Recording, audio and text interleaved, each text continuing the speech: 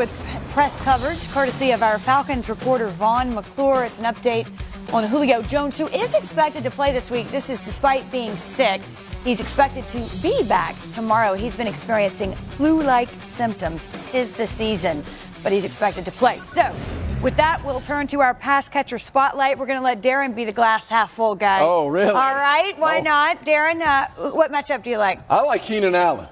You go figure. Keenan Allen this week. Listen, 5 straight weeks he scored a touchdown. This guy has been unguardable on the outside. They move him all over the place. They play him outside. They bring him in the slot. He beats you in one-on-one coverage. You try to double him. He finds a way to get open. He's Phillip Rivers' #1 guy on the outside. Look for Keenan Allen today against these Chiefs to go off. I'm going to see Keenan Allen at least with another touchdown. All right, they will need him, I do believe, to keep up with that scoring machine on the other side. How about a pass catcher with a tough matchup? Okay, I'll go Tampa Bay Buccaneers, Baltimore Ravens, Mike Evans versus that defense. I think he's going to have a rough night because this Raven defense, they disguise everything. You never know what they're in pre-snap, and they play a lot of press coverage, okay? Big body, Mike Evans, those cornerbacks are going to be up in him trying to get in that chest and break that momentum, break that timing. They know they like the deep passes, but the Ravens have been great against deep passes this year, too. So Mike Evans, tough matchup against a solid Baltimore Raven defensive coordinator. Wink. Martindale.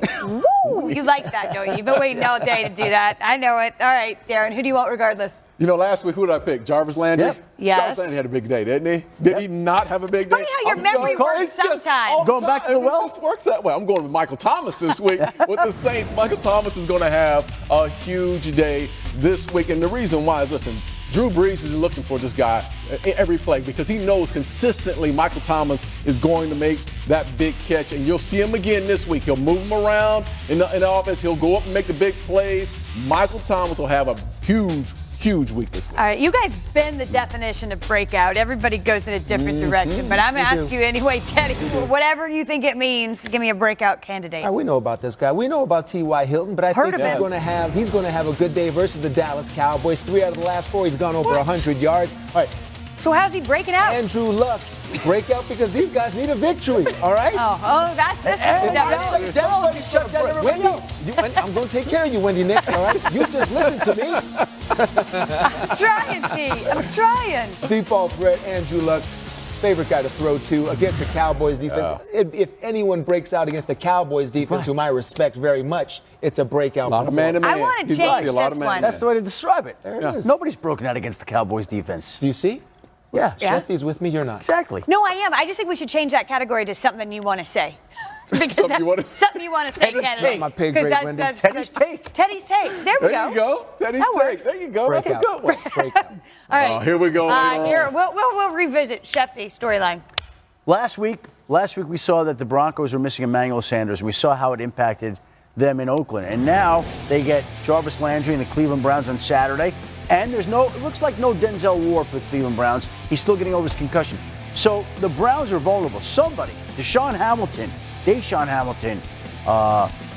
Cortland Sutton, Tim Patrick, some of these young wide receivers have to step up for Denver and make some plays on the perimeter. They'll have an opportunity to do that on Saturday against the Cleveland Browns. They are the storyline to watch this week. You dug deep into that roster, didn't you?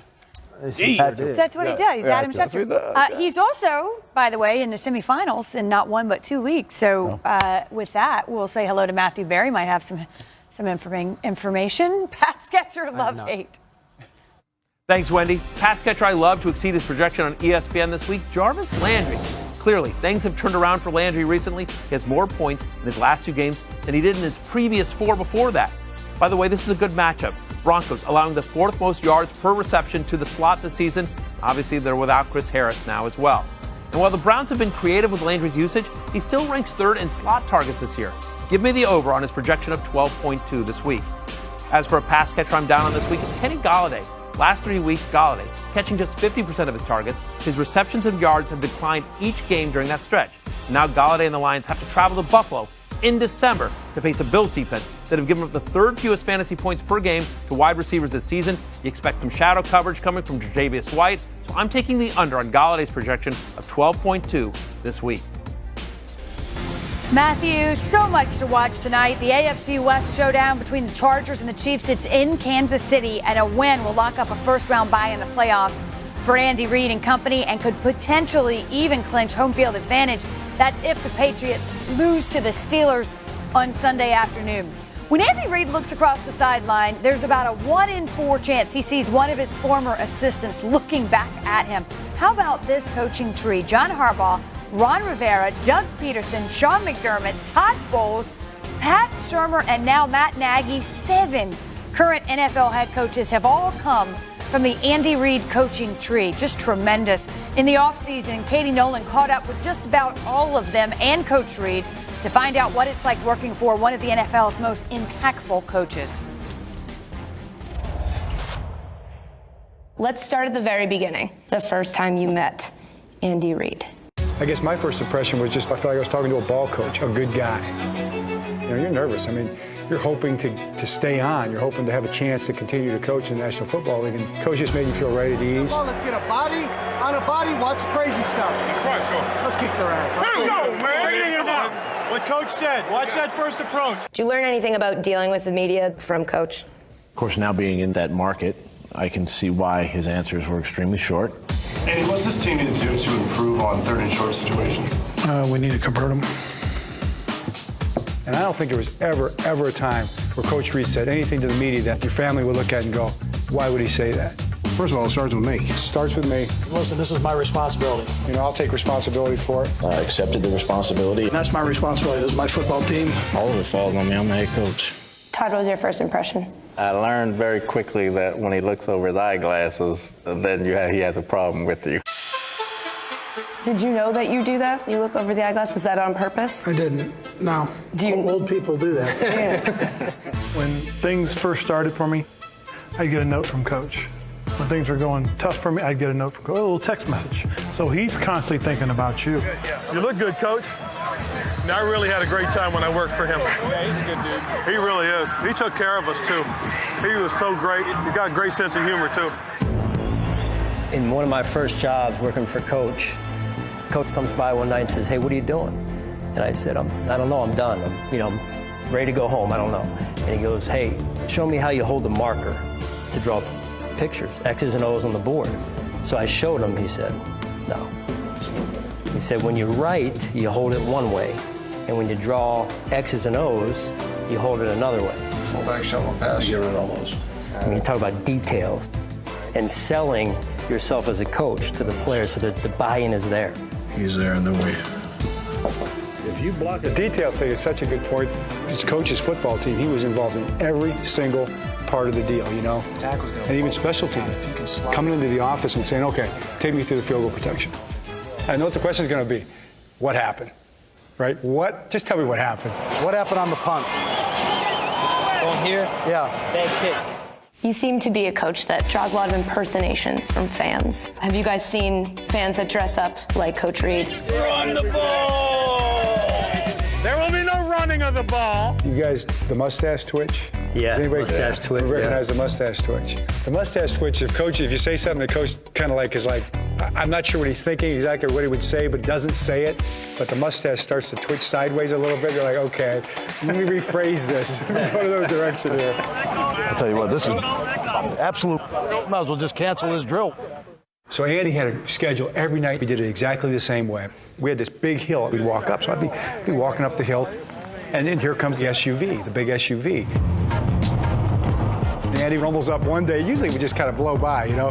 When it rumbles up, kind of stops. Window rolls down. He goes, want to ride? I'm like, it's like we're like 10 feet away from the. Nah, I'm good, Coach. He just rolled up, just kept going. I thought to myself, I wish I'd have had the audacity to say, Coach, you ever think about walking up the hill here? But I never had the courage to say that, so right now. Might not have been able to make it. No idea how you do it. But I know this, your heart's as big as my waist. When you work for a chubby head coach, you're going to eat good. The pregame snack took on a whole new meaning. This is the best part about being in Philadelphia, the cheesesteak. He'd give a pep talk the night before or talk about the game plan or whatever, and always ended with the same line. Treat you to a cheeseburger. Treat you to a cheeseburger. That's right. Coach Reid treated me to a cheeseburger. Get out. Thanks, Coach. You want to bet a cheeseburger that they go deep on us the first play? I'll bet you a cheeseburger he bobbled it. P90X, I can't do that. P90X? Yeah, me too. I'm on P180Z. That's a buffet line. You're going into Kansas City this year. John, do you prep differently that week? I know this. It's like, don't make a mistake because Andy's teams aren't going to.